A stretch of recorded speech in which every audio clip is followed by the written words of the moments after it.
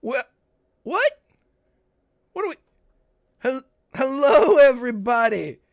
Can, can you hear us? Is there anybody out there? Is this radio nowhere? They can hear us. They can hear us. Okay, it's good, guys. It's St. Patty's Day. Um, hey, cheers. Before we start, just so you know where I'm at, just so you know where everybody else is, we're all cheering. We're all here. It's 1933. It's not St. Patrick's Day in 1933, but you know what? For tonight, we're having a sit down. We're going into a fancy restaurant, and tonight, for the first time in the seasons and the episodes and the bonuses and all of these minutes and hours that we've spent, we finally get to learn a little bit about this dickhead over here and his character, Elijah Sawyer. So let's find out exactly what we have going on here. We have no Allison.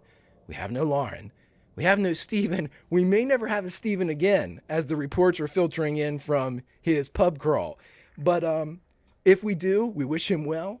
But let's go straight to the man of the hour. Strider, tonight is Elijah's night. What do you think, bud? Hey, maybe we'll actually get something done, huh? Maybe. I'm Strider Heap. I play Elijah Sawyer, charming confidence man, and a complete enigma so far. He has been under the guise of Chrysanthemum, the general, Jean Jacket, derelict the criminal, and so many other things. At one point, the personas were kind of being blended together. And hopefully tonight he can take his first step towards washing his hands of all these problems. That sounds optimistic. And once again, I think I've said it once, I'll say it again. If Cthulhu rewards anything, it's optimism. It's hope. Cthulhu loves hope. Speaking of which, we also have our doctor here, Lindy. How is this St. Patty's Day treating you? Happy St. Patrick's Day, everybody! I love this holiday. If you couldn't tell by my horribly ugly St. Patrick's Day shirt, I'm super stoked to be here. This is the place to be at on St. Patrick's Day. It's 1933 in New York, and Greta is super.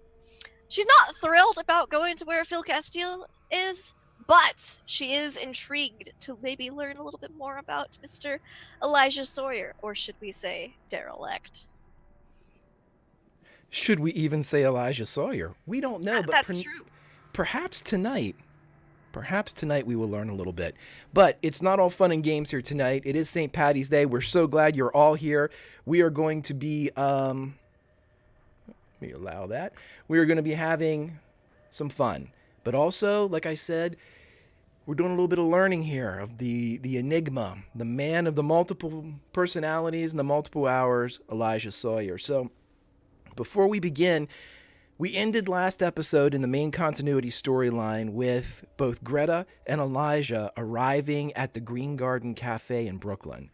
We're going to flash back a little bit because I've been told that there's supposed to be perhaps a shopping montage. How did they get here? How are they dressed? And because I want to see this as much as I know you want to see this chat in YouTube, take it away, Elijah and Greta. What do you do? I would like to set the scene probably back after we got the AutoCAD key. There's a roast beef sandwich and a cryptic letter, which Elijah was unable to decipher at the moment. And the next step would be planning for this evening. Okay. I would assume so. So some swingy jazz starts playing as we see the German and the con man, not maybe arm in arm, but definitely shoulder to shoulder as they exit the AutoCAD and go into New York City proper. And as our montage spins and swirls, where is the first location we go to? I believe Elijah would like to head first off to the bank. To the bank it is. Hibernia Bank in New York City. The Hibernia Bank chapter, that's very specific.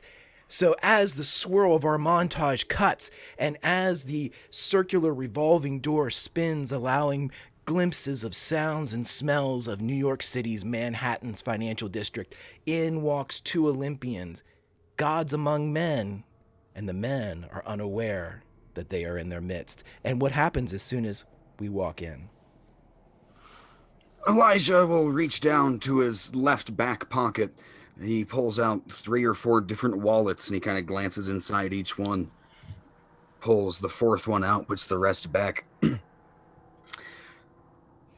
Dr. Greta, I'm sure you haven't had time to be gathering any American currencies. What are you folks in Germany doing right now? Using tree bark or something? Uh, not quite. That is not the currency we use. We are using marks. Oh, yes. From what I've heard, no different than tree bark right now. Depends on your family. If you have enough marks, it can amount to something. Always about who you know, isn't that true? Quite. I mean, Elijah will wait in line, go up to some kind of bank teller, slap down an ID that clearly reads Jean Jacket. It is a picture of him. Yes, hello. I'd like to make a withdrawal, please. Actually, I have 2. There is a 20-something-year-old redheaded woman on the other side of the counter. There's no glass. This is 1933. And as she takes it, she looks down and she goes, Mr. Jacket, what would you like? Let's see. I think we're gonna cut a rug today, if you know what I mean. Let's see. 5,000 in cash, please, for the woman, the lady, and I'll take another 5,000 myself. All out of the primary account. She's absolutely shocked. Flat donated £6. Or £6, Lord Almighty. I couldn't read it, so it'll pop up. One crit for both, everybody. So, hey, I know who I'm voting for. Anywho, as you guys are sitting there, and she is flabbergasted by the amounts. Not just one, Kiana, thank you. Not just one withdrawal of 5,000, but 2. And so at this point, for the first time perhaps ever in the game, I would like one Elijah Sawyer to roll either a persuasion or a credit rating check for me, please. This was actually going to come out of one of his bank accounts, but if I'm persuading anyway, then how about a success? Well, what the persuasion does is this. As she is sitting there, and this is her first week, she's never made a withdrawal of this magnitude. And had your persuasive nature of one Jean Jacket failed, she may have had to go get a manager.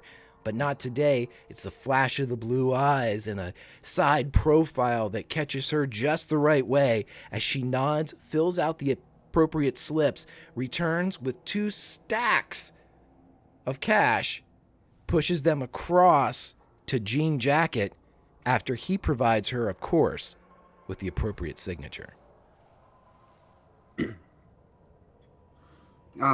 Madam, looking over at Greta, of course.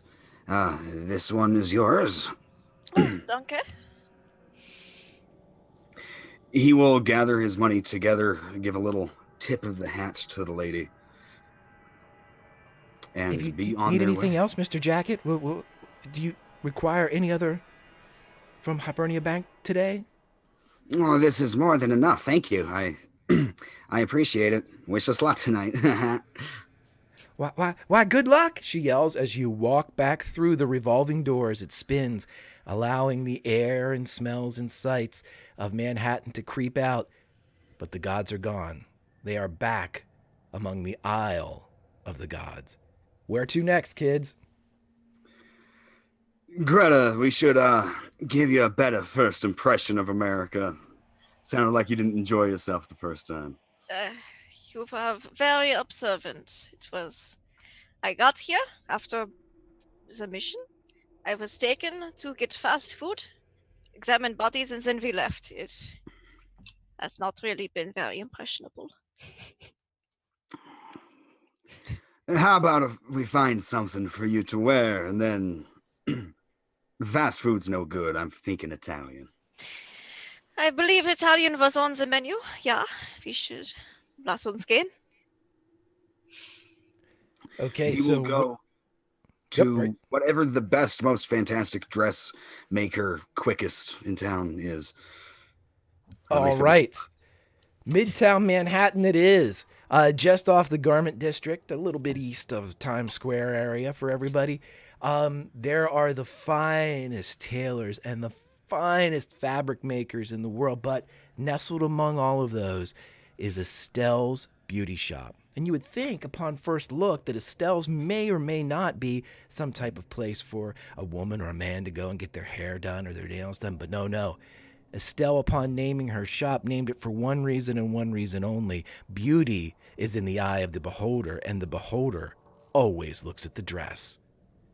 And so as you walk in, you are greeted with finery of silks and satins, of cloth and color undescribable and innumerable. And this is the next part of our montage. Greta, tell me what you're doing.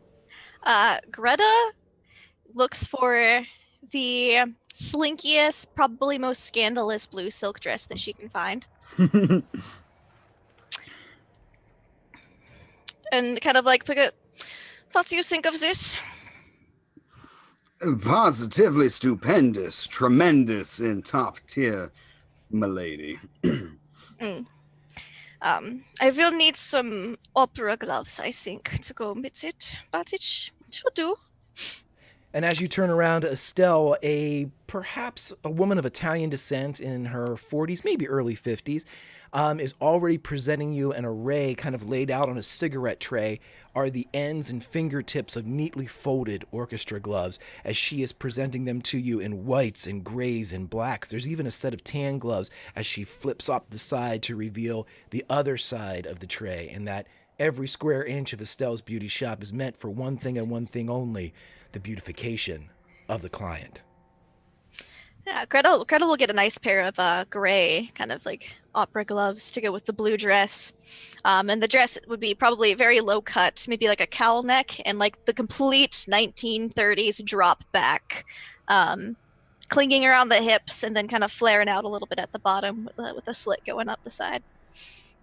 Okay, perfect, absolutely. Now, the opera gloves themselves, even the highest climbing glove is only going to go about mid-bicep. So on her left arm, I believe it is, there will still be some observable scarring at the top. Scarring and weird vein colors, yeah. Is there anything that Greta's going to do to cover this? It obviously doesn't have to be. I'm just asking as your benevolent keeper.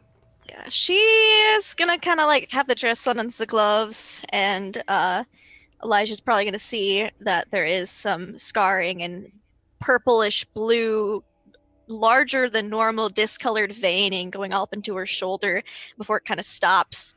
And she's kind of gonna like look at it in the mirror, like this distastefully a bit, and then I think she would go for they had like kind of like the really short little capelets, like just covered the shoulders. And then in like the 1930s, maybe she'll get one of those and like kind of like a sheer. A capelet it is. A particular color that you would like Estelle to retrieve for you? Let's go with gray to match the gloves, and it's probably going to be a chiffon, so you can see through it, but it kind of hides a little bit of the exposed shoulder. Fantastic. And as Estelle expertly matches gloves to capelet, she steps back, looks, says nothing, because the appropriate businesswoman here in Estelle's Beauty Shop, words do not need to be said. She simply looks, smiles with her eyes, and nods. Elijah, sorry. She's just gonna nod back and pull her hair down. She's gonna actually pull out the pins and kind of have it down. And what does Greta look like with her hair down? Because this is the first time, come hell or water high, come fight, come being submerged in purple stuff, from Nazis to giant snakes, that we've seen Greta allow even one strand of her hair to drop. So please So take normally, it away. if a strand thinks about falling out, she puts it back into submission. So she pulls out all the many pins that is in her hair, and kind of shakes it out a bit, and it's like long, kind of golden waves that goes down to about where the opera gloves would end. So a bit longer than the typical 1930s hairstyle, but just long, blonde, golden colored, wavy hair. Elijah's gonna clap his hands together. I think you'll find Borneo wasn't exactly my element, Doctor, but it seems as though you're getting used to New York just fine. Yes, this part of New York reminds me a bit of being back home. Hmm. So as Estelle nods, payment is taken, and with $10,000 between you, there's no need to even say how much these things cost, because Jean Jacket, if anything, is very, very wealthy. So as the montage spins, and again we see and look down above 1933 Manhattan as our two Olympians, now looking more and more godlike. Is there another stop? Elijah has all the custom suits he would possibly need. He's going to wear a dark crimson tonight. Might stand out a little bit in the crowd, but then again, he does too, as a god among men. Okay, so to recap, you have a crimson suit on? Is that A little darker. The color of blood. like a maroon, like a But with burgundy type like a of... maroon, like maroon with less purple. Yes, okay, so a burgundy, a merlot type of deep. Okay, so Precisely. as he is walking in, on this St. Patty's Day, everybody lift the glasses for the Merlot suit. As the Merlot suit walks in, and all of a sudden we are taken by cab ride, or perhaps even a hired car maybe in order here for the evening, as one Daryl Lecht, otherwise known as Elijah Sawyer, otherwise known as Chrysanthemum, otherwise known as Jean Jacket, and one Dr. Gretta Von Kraus, looking nothing like the Gretta Von Kraus that we have come to know and love. The door opens in Brooklyn. It reveals the Green Garden Cafe, and the finery contained within matches the finery that exits the private car as the Olympians prepare to enter the Coliseum. All day, Elijah's been really confident, having the time of his life. He likes spending money and he likes looking rich. He was applying makeup, which may be strange for men of this era, all over his face. And now that they're actually here, it would be the most subtle detail that Greta could possibly pick up on. But his hands are shaking just a little bit, and his face doesn't betray any emotion, but his body language and shallow breathing would tell her that he is nervous. Would you care for some morphine? Perhaps later. Mm. This may be a morphine night. But hey, at least we look fantastic if we're about to die. Indeed, we do. Thank you very much. This is much appreciated. Don't mention it. There's more than that. Where that came from.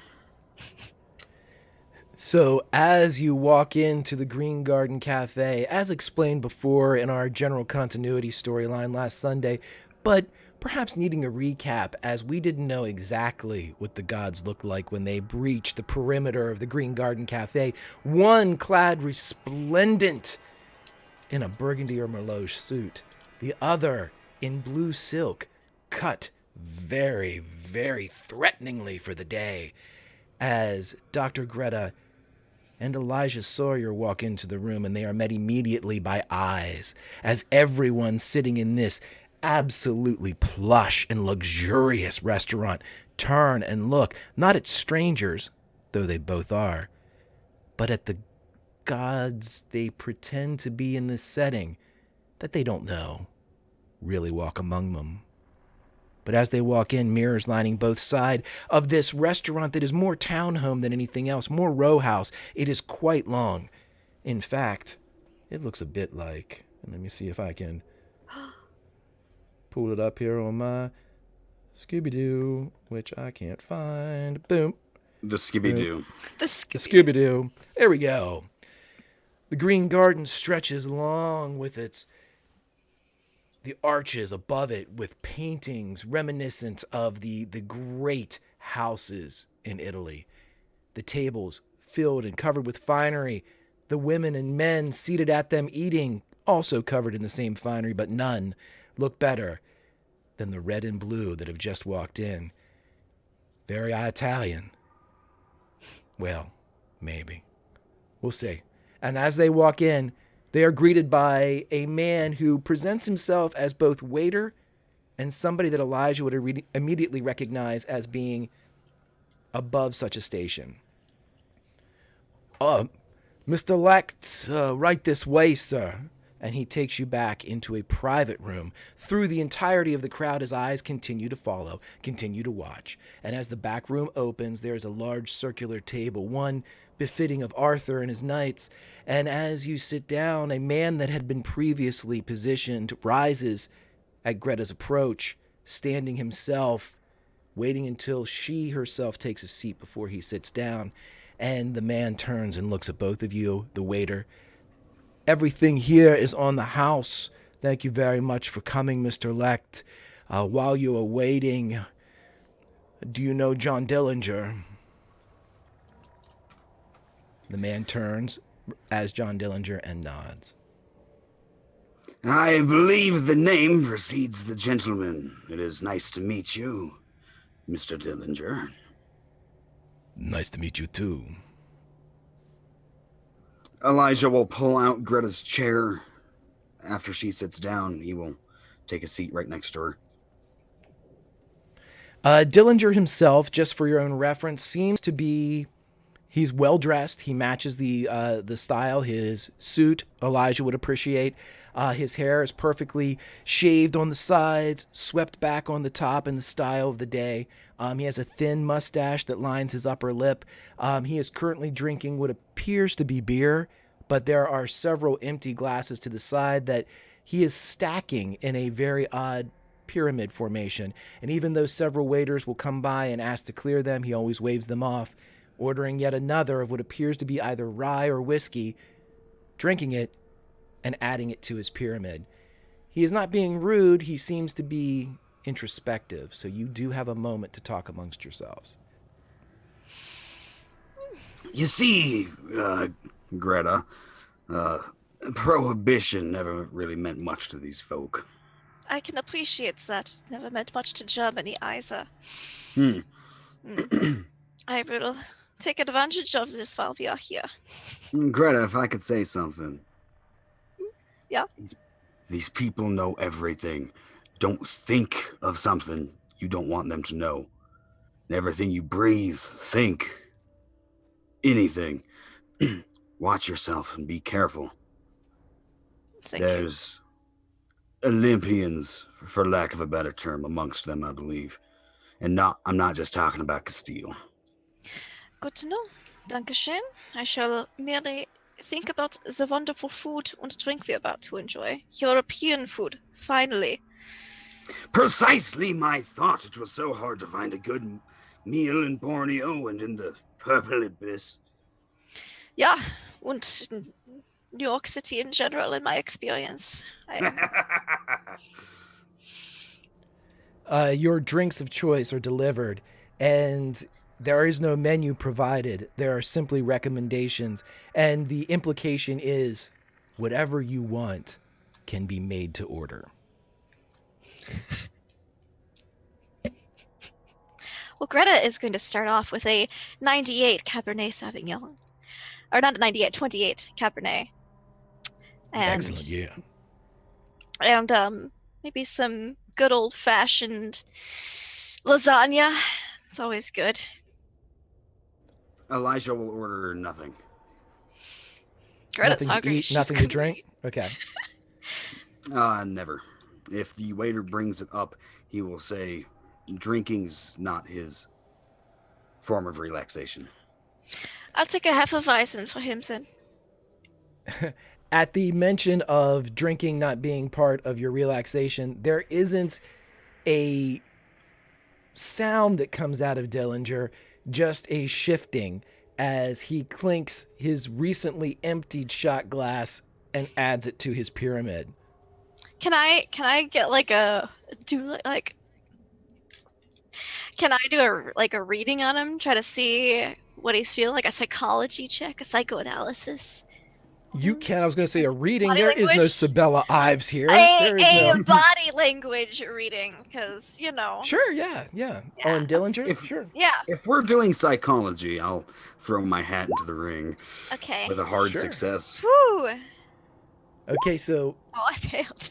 I'm like, finally European food. Oh my God, she's right, and as the lasagna comes out, with it's You know, preceded Italy by and Germany were pretty close for the past, few years. So. yeah, they're getting closer too in this time period. They are. So as you were brought out, there is a bowl of a salad produced in front of you. No plates are put in front of Elijah as respect is given to the man that has waved off all food and all drink. And except for, of course, what Elijah is pouring for himself right now. Cheers, everybody! Hey, happy St. Patty's Day! And I was told this was supposed to be a drinking session. So This it is. I am deep in my cup, so I'm going to be repeating myself here quite a bit. Hey, YouTube, you should have been here live. Anywho, so as you are sitting there, Greta, you're able to really appreciate this. You're drawn into the food and the drink, and like you said, this is the most home, the most European that you've felt since your defection from Germany. Yes. And She's actually looks unusually slightly emotional, meaning there is an emotion on her face compared to nothing, just blankness. She appears to be feeling rather comfortable, like a bit relaxed and just enjoying herself, which Elijah would probably notice a bit odd. excellent, excellent. So yeah, Elijah, with that role of your psychoanalysis, you're able to glean not only something from Dillinger, but something from your companion as well. And for the first time, because of the time that you've spent with Greta, she has always had the hair pinned up. She's always been wearing the white jacket. Now, she appears to, as Lindy has said, be relaxed. Her guard is down somewhat, it seems. She's a difficult person to read, but you believe that you've gleaned at least that much from her. Now, as for Elijah. Dillinger, go ahead. Elijah will enjoy the moment, but not ruin it. He's going to sneakily observe and enjoy, maybe a little smile cracked on his face, but he won't say anything. He will let her enjoy herself. Yeah, he might even be able to glean with that hard success that she might be used to money. Like going out to fancy dinners and wearing fancy clothes. This might be maybe something to do with the last name Von Kraus. Definitely a little bit when buying the dress as well. With no like, oh no, this money for me? No, I can't do that. Just okay, yeah, I want that one. She knows what she wants and she goes for it. Mm-hmm. Right. And so as Greta is kind of sinking back into perhaps a normalcy that she hasn't experienced for a while, Elijah, you do pick up everything that Lindy is putting down. And Dillinger, on the other hand, what you're able to read from him is as follows. You read a similar reaction, only much, much more overt, as he seems completely relaxed. He seems like a man that has long wished to taste freedom and now is doing so through the beer and the wine or the rye or the whiskey that he is imbibing. And he is very happy, very content, very relaxed. In fact, to the point where even when someone would burst through the back door, a waiter would come in to check on anything, he does not jerk, look, move. He seems a man at peace with his surroundings, or perhaps a predator that knows no one else in the area could take him.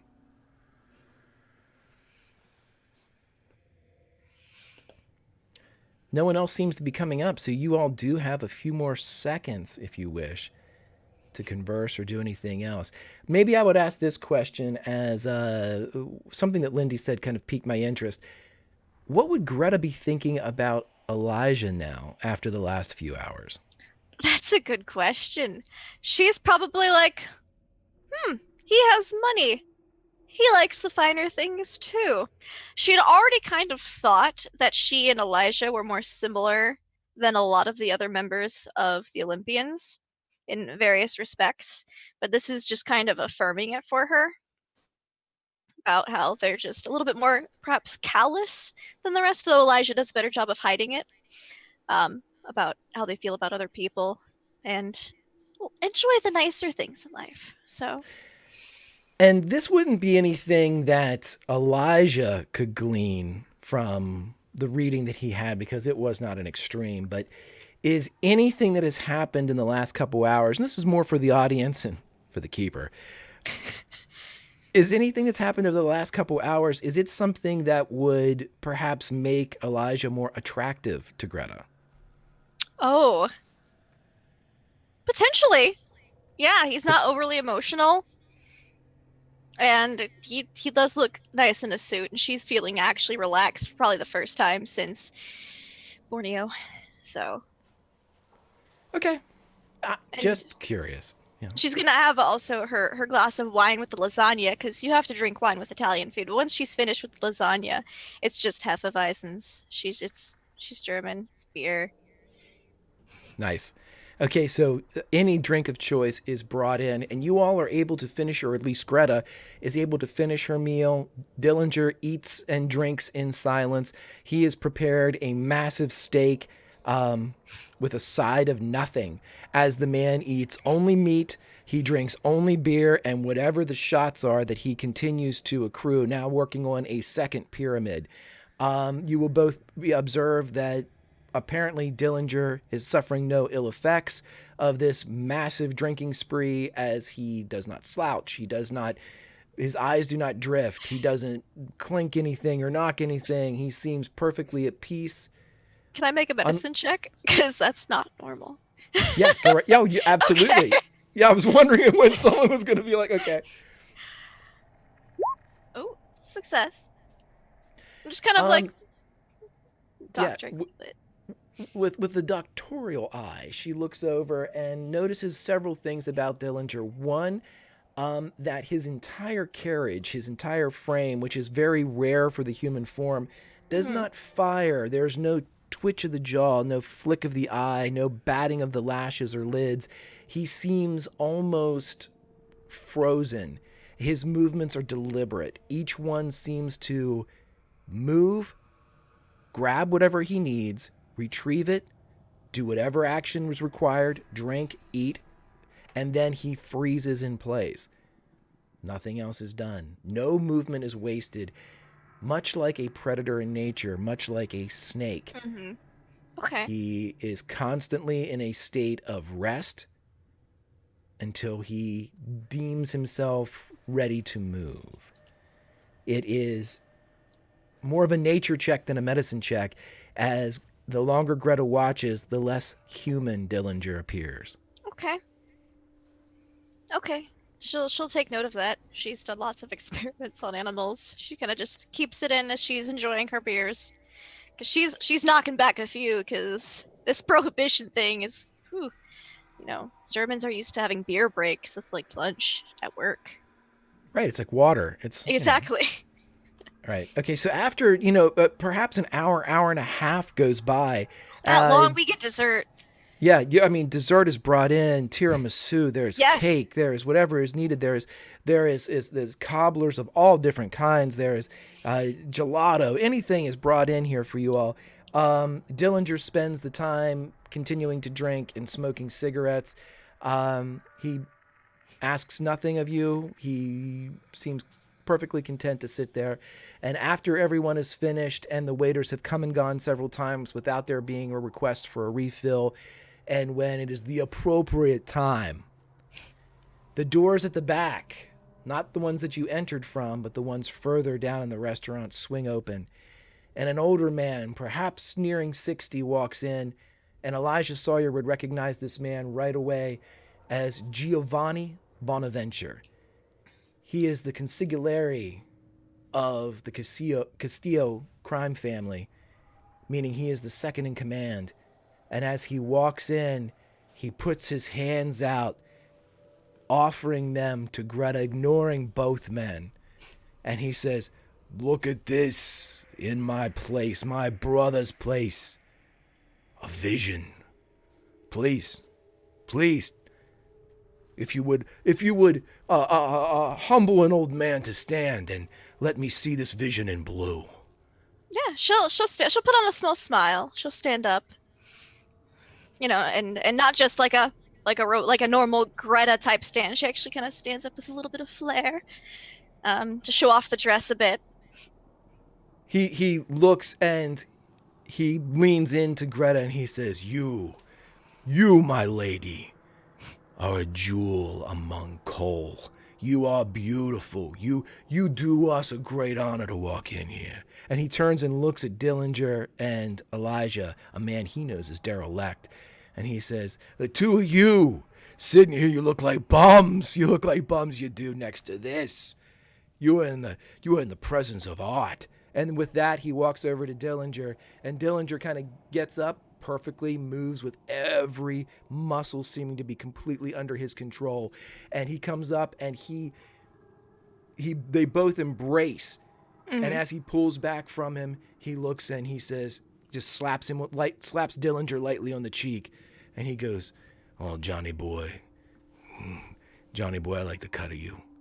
And then he almost moves past him as he comes over and stands in front of Elijah, and he says, "My son, give me a hug." Elijah will embrace him, a rare move. He'll do whatever greeting is normal, kiss near the cheek or something. Yeah, Greta probably would have done the cheek kiss too as well when greeting Giovanni.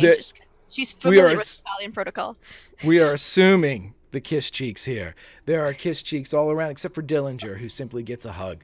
And as he looks back, he makes a move over, pulls a table out in a chair, or pulls a chair out from the table that is obviously his own in this restaurant, or at least as much. But he looks at everyone at the table, makes sure that all of you return back to your seats, including Dillinger, before he takes his own. No one else comes in, no waiters, no nothing. Giovanni appears to be here by himself. And he turns and he looks at the three of you, and finally his eyes settle on John Dillinger. And he marks him and he says, "Daryl, do you know what this guy did right here? This...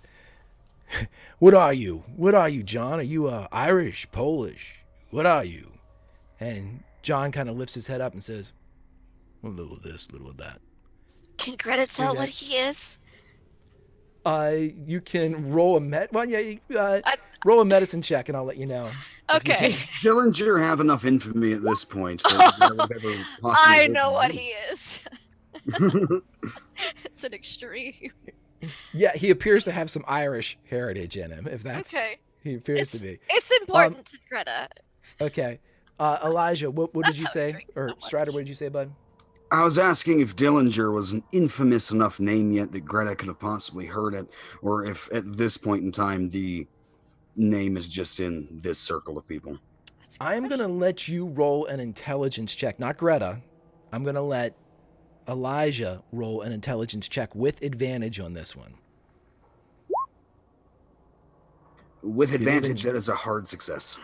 Okay, so... Would Greta have heard of the Bonaventure family? No. No, okay. No, yeah, not at all.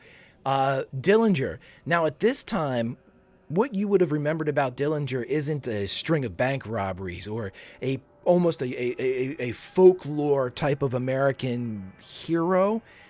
At this point, Dillinger is a cautionary tale. He was somebody that robbed a store in Indiana about 10 years ago. And when he threw himself on the leniency of the court, a court that was presided over by a judge that was friends of his father, he was not rewarded with perhaps a warning or even, 8 or 6 to 12 months. He was rewarded with 9.5 years of hard labor. And you would also know that it was a cautionary tale told to many an upcoming smart guy and street tough. Don't be like Dillinger. Whenever it becomes, don't ever fall in the leniency of the court, man. John Dillinger, He got 9.5 long just for that. John Dillinger famously also said, which was printed in every national newspaper, because his case was so extraordinary as having been perhaps too harsh, as he was put into the penitentiary. It was Indiana Penitentiary, but in our case, it's Sing Sing. When he was put in there, he made a famous quote that said, "I'm going to be a monster when I get out of here." He was released in May of 1933. So that is what you would know of John Dillinger. And he turns back and looks at, Giovanni turns back and looks at Daryl Lecht and says, "Do you know what he did? Do you know what this guy did right here?" I have heard rumors, certainly. Well, my brother, and that's why you're here, Daryl, my brother got sent away to Sing Sing. Giuseppe was sent in there. We didn't have time to do nothing. He did nothing to get in there. And by God, this one right here, Dillinger, took him under his wing. There are other families that have people in there. Could have done something to him. Could have killed him. Make a name for themselves. Make a name so they know that they're people, or they would be made when they walked out. But because of this guy, because of Johnny Boy Dillinger, they didn't get a chance. So that's why he's here. Your brother, of all people, he's there now. He's in there. Giuseppe is in Sing Sing right now. Daryl, that is why you are here. That is why you are here, my friend. We got a rat. Unacceptable. Who could possibly have the audacity? That's... Giovanni, do you know who it is? I'll see to them myself. That's why you're here, Daryl. That is why you are sitting in the Green Garden this Thursday evening. Now, Johnny boy, I gotta talk to Daryl. And he snaps his fingers and two waiters come in and he says, "I will talk to you in a moment, my friend. I don't want to bore you with this. You have done us a great service, Johnny. We will come a-calling. You are made in Brooklyn."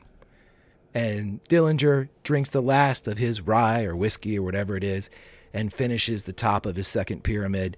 As he looks at Greta and he looks at Elijah, he nods and walks out to the front as you see him draw, strike a match, and light yet another cigarette as Dillinger and the waiters exit the room.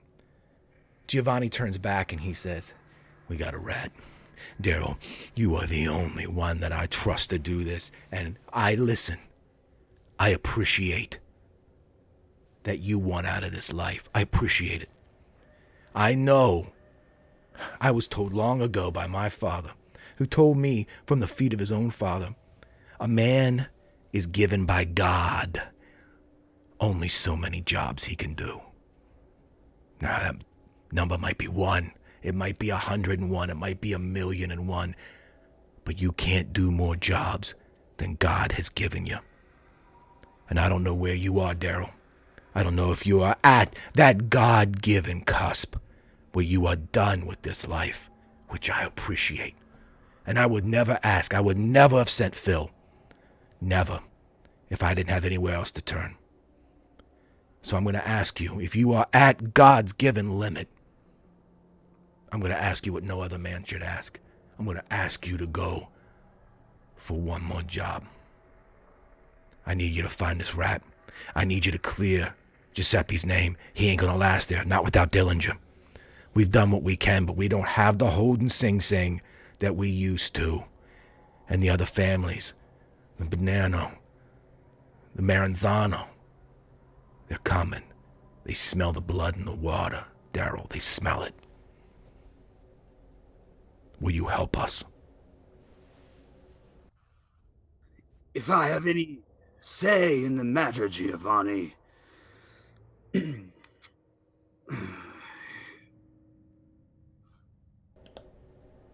consider it done. He gets up and crosses around the table and immediately embraces you again, not even allowing you to stand up. He embraces you and kisses you right on the forehead, much like a grandfather would kiss a child, and you see that there are tears in his eyes. Consider Giuseppe avenged, and if there's anything I can do about that, I'll look into that later. For now, we're donning the extermination garb again, aren't we? Looking for rats. Yes, but the family back home in the old country, they have a stipulation, Daryl, and it's not mine. Your word in this place is bond. You have never betrayed us. You have done everything that we have ever asked of you. You, Phil, you are without reproach, but the family from the old country, they sent over the Vatican. And he's too old now to search through the whole family. He can only do something once, and the family wants to know who they can trust above all else. So we're going to need you to sit in confession with the Vatican. Do you agree to this? Certainly. Right away. I will see him tonight, if I could. Good. He's here. Now, with that, Strider, you would know that the Vatican is actually more myth than anything that you've ever seen. As far as you know, the Vatican has never been on American soil. And the fact that this person who you were told may or may not exist, at the very least was retired, was ancient by standards that would dictate this type of life, that this person was secreted away in Italy. They had certain powers where if someone sat in confession with the Vatican, their word was bond from that point forward. They would never be questioned. They would never be considered to be a rat. And now what he is asking you to do is he's asking you to sit with this being called the Vatican for one purpose and one purpose only, to verify that Daryl Lecht can be trusted. And you know this. It would be my pleasure. It would be an honor, Giovanni. And by the end of the night, I have a good feeling we'll all know who the rat is. Good. Thank God you're here, Daryl. I know Phil, he's a boy, he's a good boy. He does his job, but he likes it too much, maybe. He was always jealous of you two, Daryl. You did your job. It's just like you said, he is but a boy, Giovanni. Oh, thank God you're back. And he slaps the table. Thank God you're back, Daryl. Oh, I feel better already. And he yells out, and immediately there is small cups brought in for espresso as he sits it down there and produces his own liquor to add to the concentrated coffee cups, as he immediately begins to drink. And he says, when you're ready, Daryl, we can, the Vatican's just in the back. I like to get this over with, get Giuseppe back here, get you on your way. Now, when this is done, you have my word, Daryl. My word. You get a marker with us. Anything you ever need, within our power, you do this for us. You get Giuseppe back here. The family owes you one. We will be there whenever you need us. Mike, thank you, buddy, for the host. Generous. If anything, I've heard stories of your generosity, but they're all understated.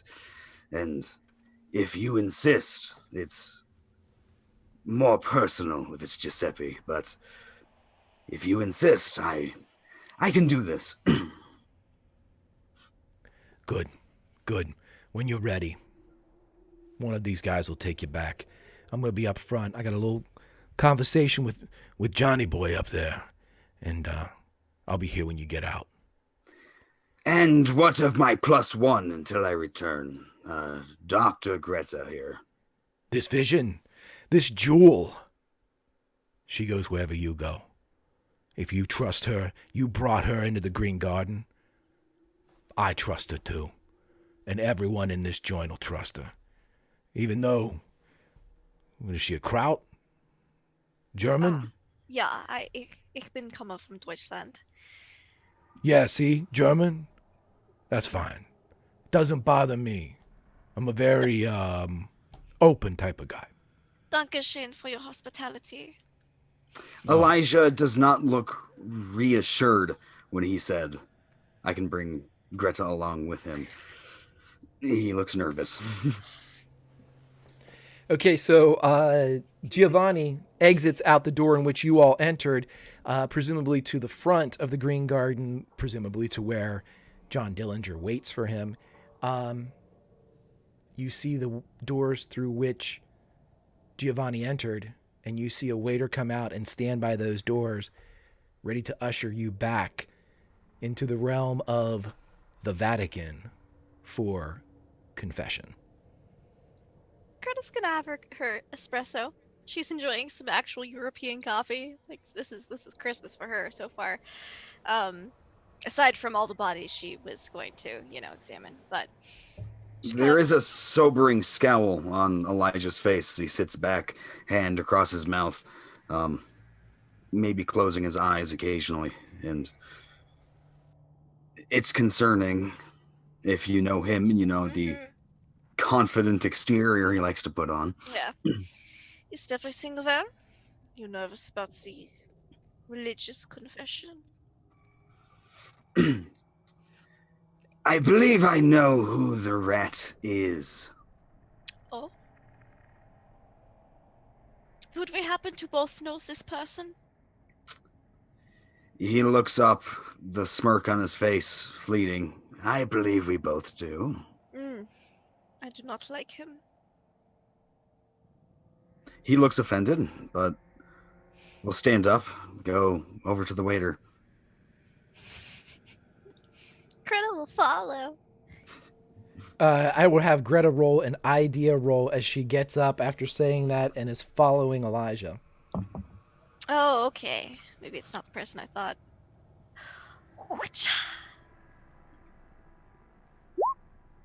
Oh my gosh, I'm gonna spin the 5 luck. I want this idea. Okay, so as you're thinking through the haze of beers and the 1928 wine that you've had, you realize that the disappointed look that kind of dropped over Elijah's face, you connect the last dot, and that the rat is Elijah. Oh, she's gonna kind of like grab like the back of his suit and be like, the beer, it is a bit mind numbing. Never been a fan. I'm alright with the rat, if it is the rat we was thinking of, but if it is a fiery one, that I do not like. You know nothing. I do Convince know yourself you know nothing. I know absolutely nothing. You That's can't beer. just think it. You must believe it. He will take the beer out of your hand and set it on the table, kind of scowling down at the mug and taking his glove off after he's touched the stein or the glass or whatever. Oh. You need to be able to tell yourself whatever you need to believe is true is true.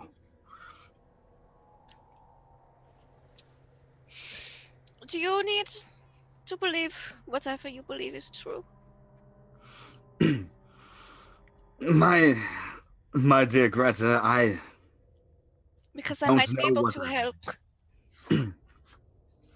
my dear Greta, I believe whatever it is I want to believe. He will turn and reface the waiter again, make his way I'm over. tempted to just shoot him in the butt with some Aufgeschlossen as he walks away. This would definitely be in full view of the waiter. So, um, you eventually get over. If you want to do that, let me know now because you are steps She's away from the gonna. waiter.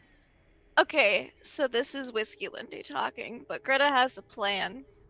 I love this plan already. When it's preceded with "This is Whiskey Lindy talking," this is going to be my favorite plan ever. Please go. So she's gonna like, as he kind of turns to go back to the waiter, she's gonna spin him back around and just plant one on him, and at the same time, she's gonna shoot him with the Aufgeschlossen.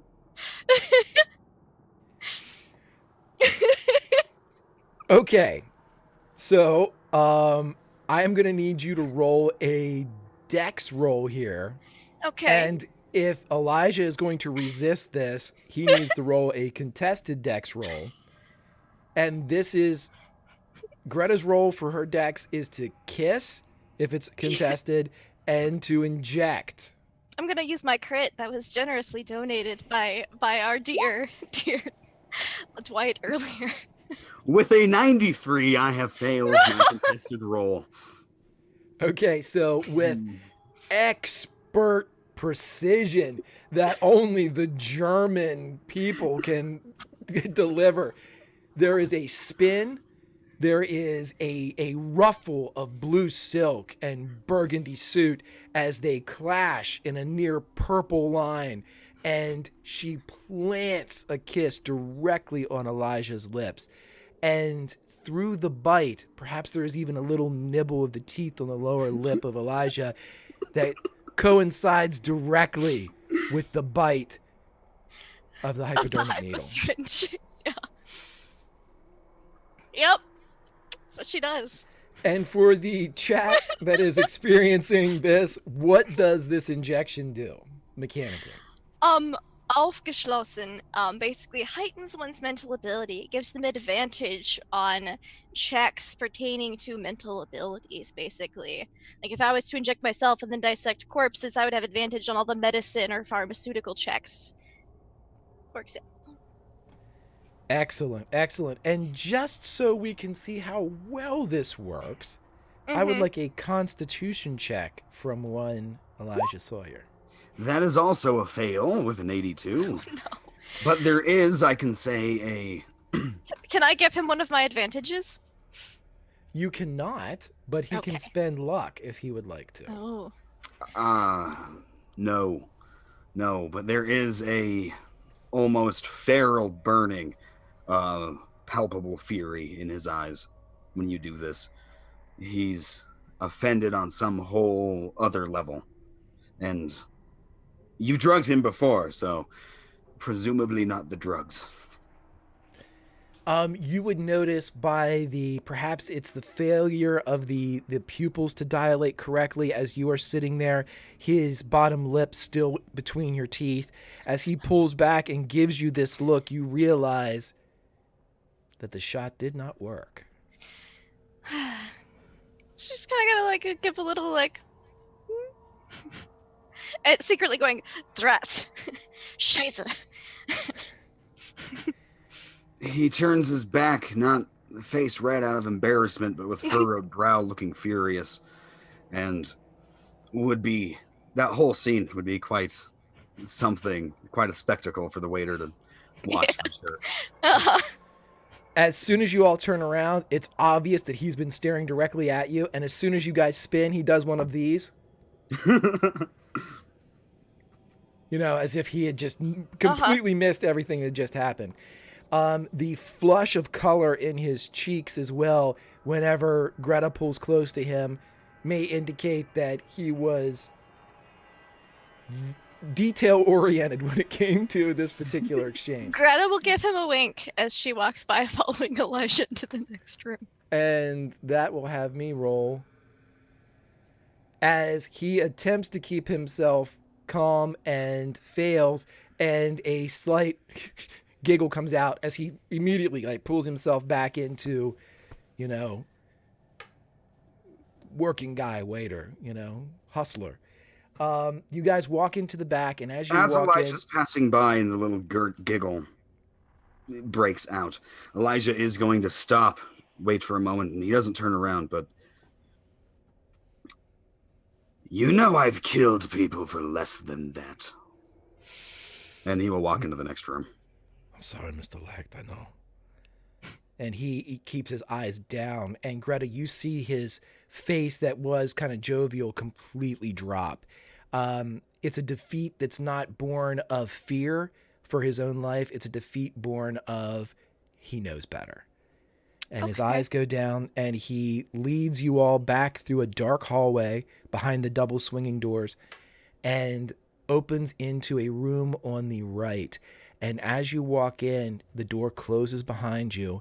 It is lit by about a half dozen candles, and they are the big, thick candles of a church or a cathedral, the kind that are usually ensconced and take months, if not years, to burn to their entirety.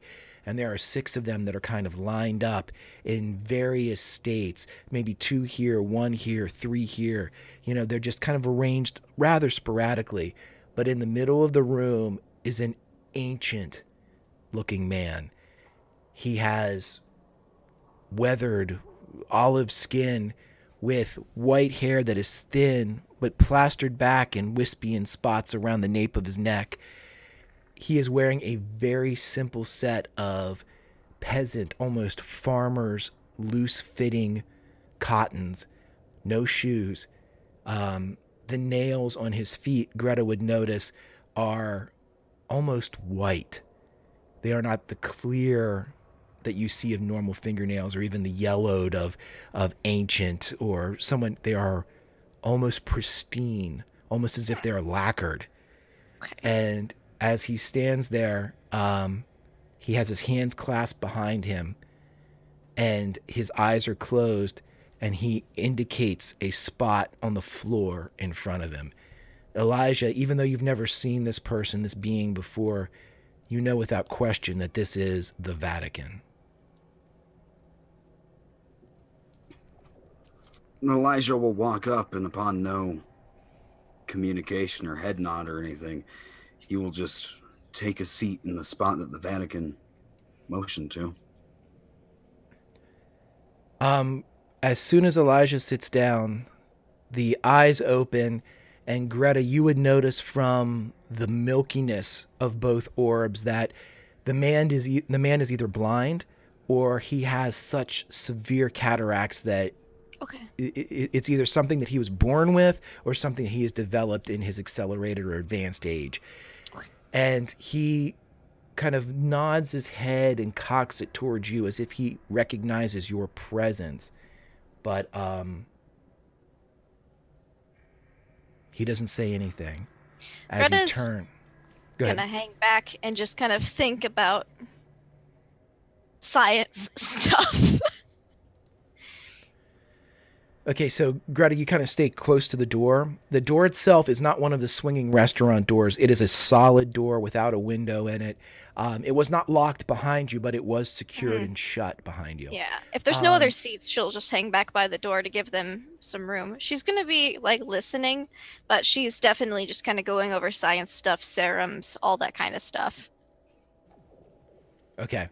So as you're kind of rattling, as you're rattling off formula and stuff like that in your mind, Elijah, you sit down, and is there any preparation that Elijah, the man known now as Daryl Lecht, would like to do before his confession? The same exact way he has always tried his best and tapped into this innate ability to manipulate people and talk to them, read body language. He's going to be doing the same thing to himself to try to convince himself that his first name is Daryl, his last name is Lecht. He grew up in New York, has been to Chicago, and wants to kill whoever ratted on Giuseppe. Roll a persuasion check. I'm going to use my crit for this one. Okay. So with that crit, the man that is the silver-tongued devil of the Olympians, Elijah Sawyer, drifts away. And in his stead, convinced by his own mouth to his own ear, is Daryl Lecht. The construct is no longer that. It is a man full of flesh and bone. and he kneels before the Vatican. Greta, from your position, you see the following. Smoke begins to billow out of the 6 candles as they obscure the area with a thick fog. As it kind of coalesces at your feet, it begins to grow and grow and grow. And all at once, you find yourself not in the back room of the Green Garden Cafe. You find yourself in a field, perhaps. It's somewhere. There's sun, but it's not really visible. You see a child that is furiously reading a book, as if desperate to know both the story and maybe perhaps the escape. And as the boy is reading, the door to the area slams open. The sun that had been coming through the window darkens. The doorknob crashes into the plaster, cracking the entire wall by the side. And you see this pot-bellied man walk in. And he looks down at the boy as the boy begins to shrink away, his book almost lifted as the aforementioned Arthurian knight would a shield. And he kind of holds it up, and the guy walks in, and you immediately can tell just by a medical eye, but more by that of one of humanity, that he is furiously drunk. And he looks at the boy. What are you reading there? What is that? Why aren't you outside and running around with the other boys chasing girls? Are you queer? You queer. That's what you are, aren't you? And he walks up, and you see him smack the boy with the back of his hand. And again, forwards, and smacks the boy to the ground as the book goes flying, and it lands at your feet. And you see that it is Tom Sawyer. Tom Sawyer. Okay. By Mark Twain. And again, there's a crack and a crack. And Greta, you are pulled away from the scene as a kaleidoscope begins to kind of envelop you. Colors and sights and smells and sounds. It is encapsulating. It's transporting. It takes you from this place of shadow and sour smells, and it takes you further on a journey, and you hear a voice, an almost angelic voice. And it says, well, you look like a drowned rat. And then, boy, you are a handsome one. Where did you get all this money, Elijah? And again, it snaps. And before you, you see Elijah as he is standing in front of a severely beaten man. The man is tied into a chair. It appears that in this room, it is only Elijah and this man. And you can tell by his dress, he's a police officer. And just as you come into this scene, as your vision takes shape, you see a pair of shears cut off the man's index finger. I'd like you to make a sanity check. Okay. I succeed. It's just digit loss. It's just a finger. I've done worse. So as it pops off, you see Elijah kind of pick up the finger, and the man I have a finger in my bag right now. Right. The man is screaming, and he says, why are you doing this? Why are you doing this? And what does Elijah say? I don't have that much context, but Elijah probably keeps his calm, cold exterior that he always keeps, smirks at the guy, and says nothing as he continues. Maybe Snip. Even with a smirk on his face or some kind of carnal pleasure in his eye. And Greta, you would read all this as this scene of barbarism does not bother the man you know as Elijah Sawyer at all. As he continues this display of something that happened in the past of a man named Daryl Lecht. And as the middle finger joins the pointer finger, you notice off to the side, the Vatican is standing, arms clasped behind his back, observing as much as a man with his type of visual limitations can. But there's something else. You see a shadowy form that seems to be in multiple places around this room now. And after a moment, that shadowy form begins to kind of refine in detail. And you can tell that it is a female form. And as the fourth finger dropped to the ground and the man is screaming, the police officer, "What? No, please, Jesus Christ, no!" As all this is happening, the scene shifts again. Elijah turns, and he is on the rooftop of some building. The skyline hints at New York. And there is a beautiful woman in front of him, dark of skin, bearing a strong resemblance to one Ruby Foster, or at least the Ruby Foster that you know now. Maybe a little bit of Claire Foster as well. And they are standing, her hand, the forefinger, the middle, the ring, and the pinky, grasped in the same hand that you just moments ago saw cutting the fingers off a police officer. As they slowly begin to dance, her cheek against his chest, and they wave upon the rooftops of this building.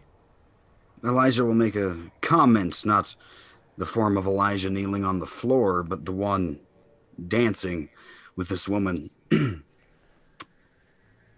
It's not fair.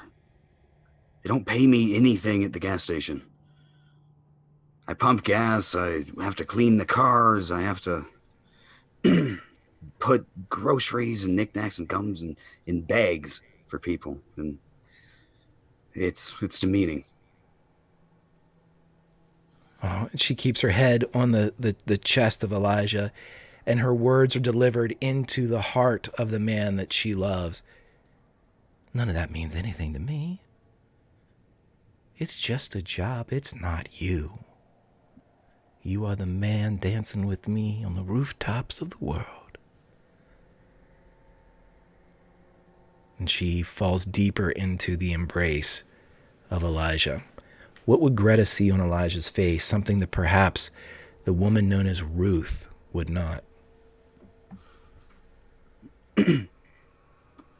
For the first time since meeting him, walls down and complete and utter bliss and happiness, and not having to put up some kind of strange exterior front.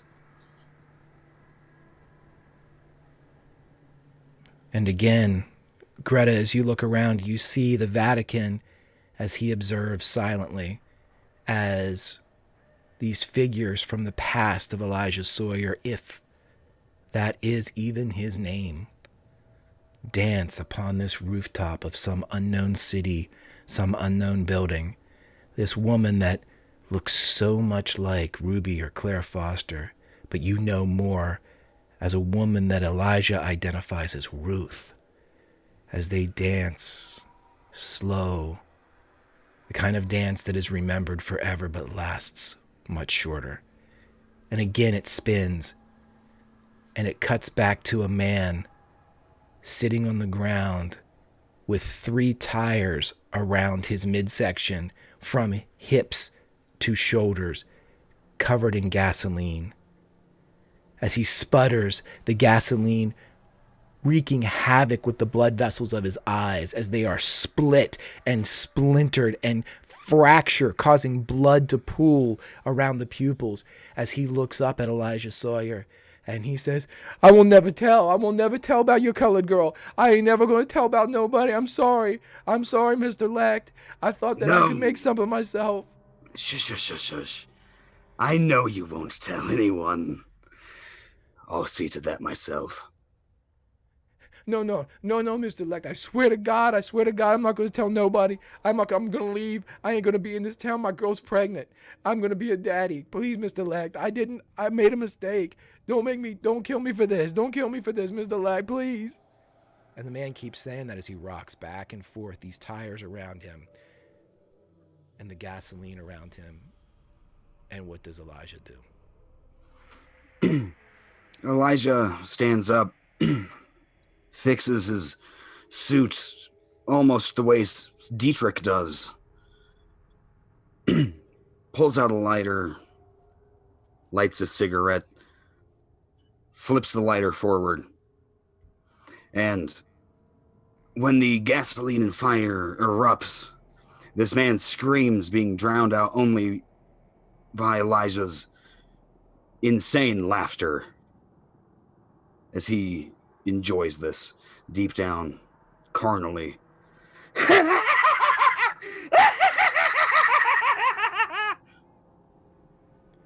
And as the laughter crackles around, as the fire takes the life of this piece of shit that dared to stand up against Daryl Lecht, Greta, you look over and you see the Vatican as he observes all of this, and with an almost perceptible nod, he seems pleased. But you, Greta, are not pleased. I would like you to roll a sanity check for me. Okay. That's a success. Hey, you're not pleased, but you're not unhappy either. Yeah, so. I just neutral, typical neutral Greta. Right. So as the smells of this burning gasoline mixes with charred meat, we are taken away to another scene, and as you see the fire lick, it almost begins to tunnel as you see blackness creep around the burning individual, and it takes it down to just a single flame. And as your vision begins to open up again, you see that there is a cake on a table, and you see Elijah Sawyer lighting a candle as he looks up at the woman he knows that's Ruth and says, 20? You are older than me, Grandma. Her eyes open as she looks down and sees this cake and this candle in this small room. And she laughs and looks at Elijah with incredible love. And she says, "This is the best thing anybody's ever done for me. You're the best thing that anyone's ever done for me." No, come on. It's just a cake. No, it's not. It's the idea. It's the idea that there would be someone out there that would get a cake for me. Why wouldn't they? You're an angel, Ruth. Blow out the candle. Come on. Make a wish. She closes her eyes, leans forward and blows the candle out. And as the darkness begins to take the scene again, she turns and looks at Elijah and says, "You know what my wish was?"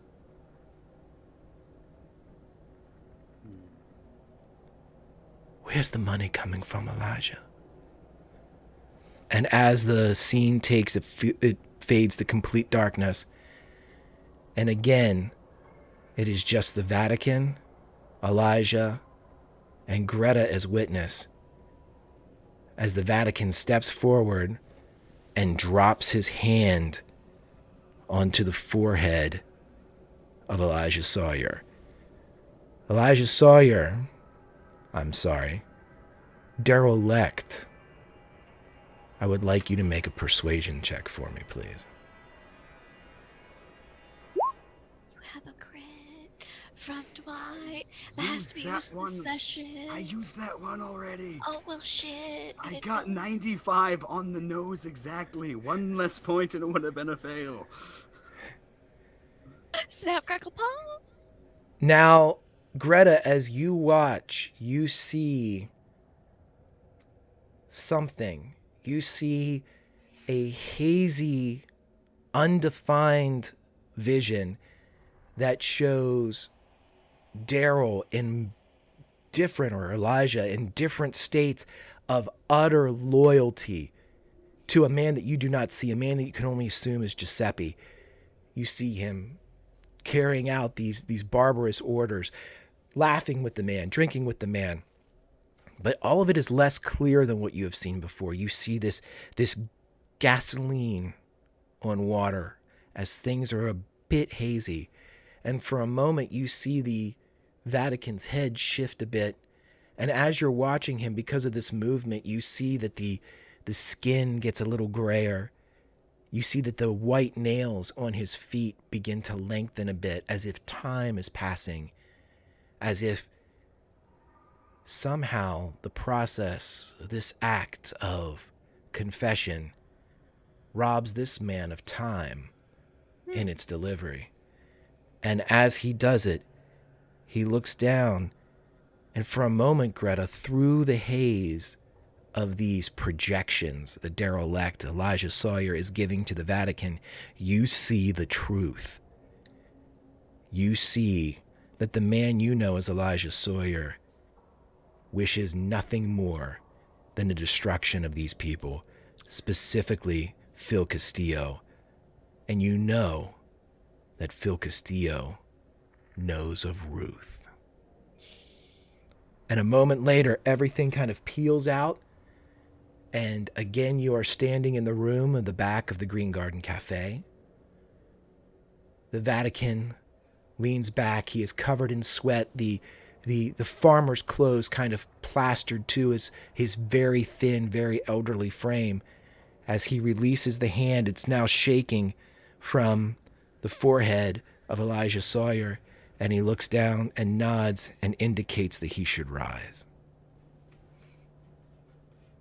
Can I get a psychoanalysis on the Vatican dude? See if he's Yep. chill. Okay. Oh fuck! I don't succeed. As you're getting a reading and kind of staring at him, there's this residual energy, and there's almost like there's whispers in the background as the smoke begins to coalesce back inside the cathedral candles. And as Elijah is still prone or penitent in front of this Vatican, you hear these whispers. Look, a drowned rat. Aren't you handsome? It's the idea. And then at the very end, you hear Phil Castillo's voice as he says, "You're just a ruthless criminal."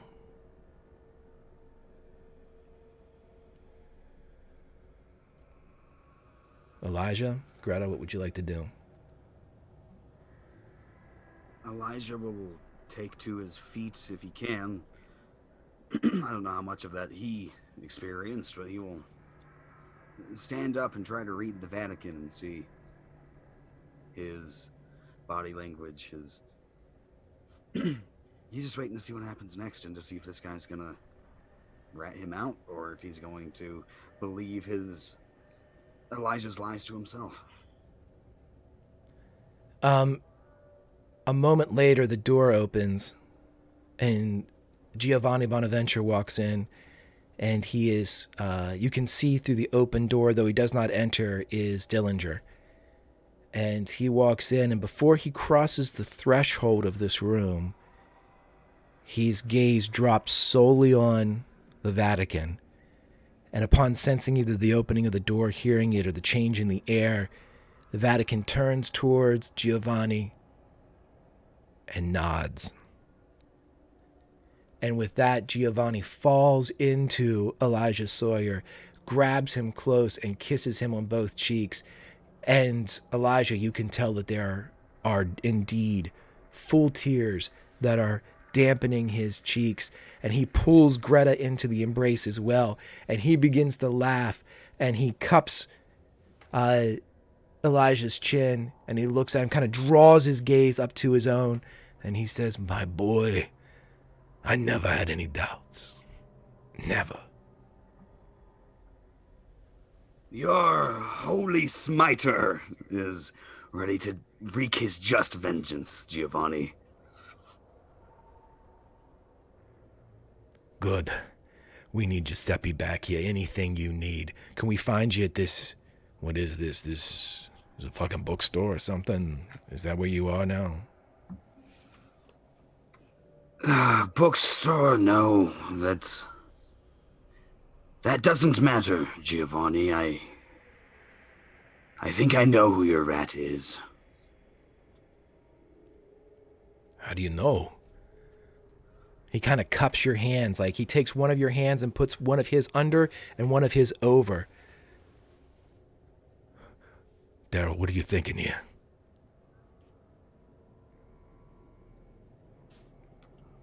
The Vatican has a strange way of making you see the truth. And some images replayed in my mind, and it's beyond a doubt. You're not gonna like it, but I know who we need to move against. Who is it? Philip Castile. Phil.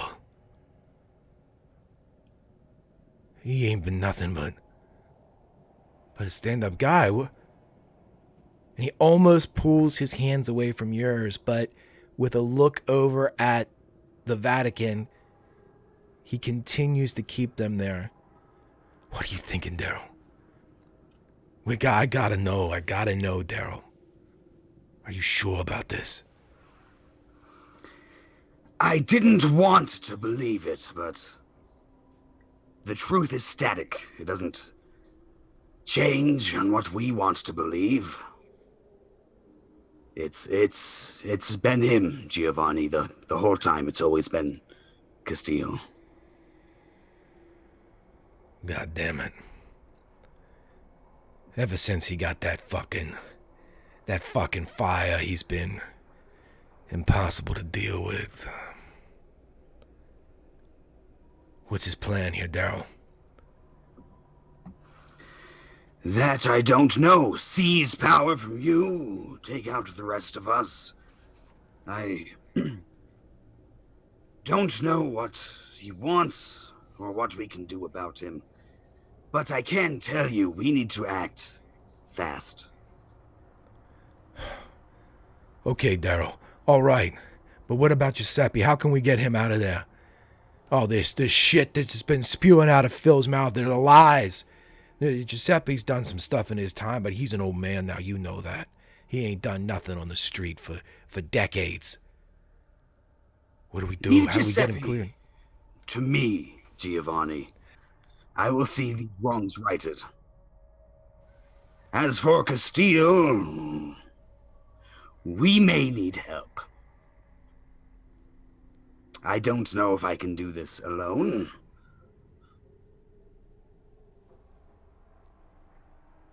Who do you think? Do you know anybody, Daryl?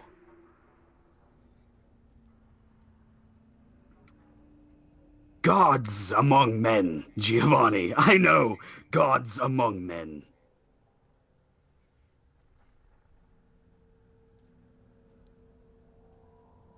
Okay. And unless there's something else that the Olympians would like to do tonight, that is where we will end the bonus episode of Project Athena, Pulp Cthulhu. Well, Phil Castillo is in some deep shit. Oh, that was awesome. Great ending, dude. Doing Giovanni's voice is not bueno for me. Holy hell. I need to re-listen to these and get down some kind of like New York gangster accent. Oh, I'm definitely gonna have to re-listen to these just to finish my notes. So it's On this the day of my daughter's wedding. You came to me. You asked me for a great gift. Alrighty, so with this wonderful St. Patty's Day drunk ass Project Athena show underway, let's go first to our good doc who showed a side that nobody but Elijah has seen. And that was one that was sheathed in blue silk, opera gloves, and a capelet. Dr. Gretta Von Kraus. Lindy, what did you think? Yeah, oh my gosh, so much juicy information about Mr. Sawyer that I can hopefully use in psychoanalysis to help him gain back sanity later. But also, Greta just likes to know things. She hates not knowing things. Fantastic session. Absolutely loved it. Greta felt at home for the first time since the beginning of this game a little bit. The money, the finery, the European food, the drinks, the customs. Man, she was in her element, being formerly from a noble house before Germany disbanded nobility in 1919. But anyways, fantastic session. Absolutely loved it. Can't wait for more. Ugh, loved it, loved it, loved it. Happy St. Patrick's Day, everybody. Lindy, where can we find you on the Oh, interwebs? yeah, you can find me at Laugh Love Lindy on the Twitches and the Twitters and the Instagrams, and I do Dungeons and Dragons and video games and cosplay. Nice. And she's great. And thank you for being here, Lindy. Oh, thank you for the cheer. Just came in from that summer. We love summer. Summer, get ready. Making a character up. I'm just saying. Just get ready. To the man of the hour, or I should say the men of the hour, Strider. Your boy showed a little bit. And just so everybody knows, this whole dream trip came from the head of Strider. I was simply the bullhorn that was producing a lot of the background stuff. So these flashes and things that you saw from the deep recesses of Elijah Sawyer's mind came from the deep recesses of Strider's mind. So Strider, what'd you think tonight, buddy? Absolutely tremendous. I have emptied my bottle, so hopefully my cognitive faculties are about me and I'm as articulate and loquacious as ever. I hope I didn't miss anything. I had lots of details and I didn't bring up my notes during this session. It is fantastic. I've been waiting for this session forever. A special thanks to Lindy for letting me steal and hog the spotlight a little bit. Hopefully now we can get off of Elijah and kill Castile and have the focus be on the group of the Olympians. But fantastic. I appreciate Greg giving me the opportunity. Greg messaged me months ago saying, hey, I might have an opening in a Cthulhu game I'm trying to run. If you wanted to play, do you have a character in mind? And I sent him all of this like 30 seconds later. So it is cool to see it finally come to fruition. I love it. I will be here. Are we playing tomorrow as well? I will play tomorrow. Catch me here on Sunday as Derelict Elijah Sawyer Jean Jacket. And the only thing I want to add to the end is Elijah will give a passing glance very quickly to Greta. This one, not of solidarity and friendship like they'd been spending together all day, but a quick flash of that feral intensity that he'd showed in some of his derelict scenes. And you will recall, he likes to kill anybody that knows about Ruth. And your name has just been added to the list. Thank you. It was a great session. I'll see you tomorrow. And with that little nugget dropped at the end, as only the man behind Elijah Sawyer can drop them, we will be taking our leave of you. So everybody else that is still experiencing some St. Paddy's Day, be safe. We are going to be here in 1933. You have fun in 2018. We will see you in less than 24 hours, where these great people and 3 other ones will join us to once again take up the mantle of the Olympians as they fight against everything right and wrong with 1933. And as much as Strider says he's glad all this is done and it's come to fruition, let me let you in a little secret. This shit's just getting started. Ladies and gentlemen, boys and girls, Olympians of all ages, we shall see you tomorrow night. Have a great one, and thanks for being here.